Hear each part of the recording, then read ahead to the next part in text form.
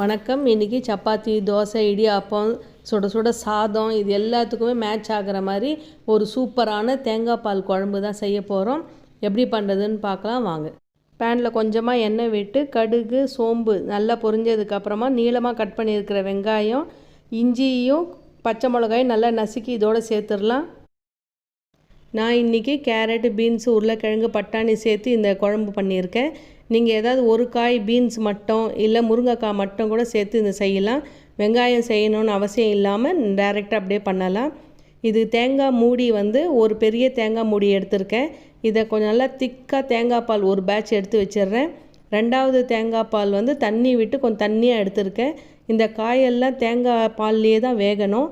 அதனால் இப்போ நல்லா வதக்குனதுக்கப்புறமா தேவையான அளவு மஞ்சள் பொடி போட்டுட்டு நம்ம ரெண்டாவது பேட்ச் தண்ணியாக இருக்கிற தேங்காய் பாலை இதோடு விட்டு இந்த தேங்காய் பால்லே வெந்தால் தான் இது நல்ல டேஸ்ட் இருக்கும்.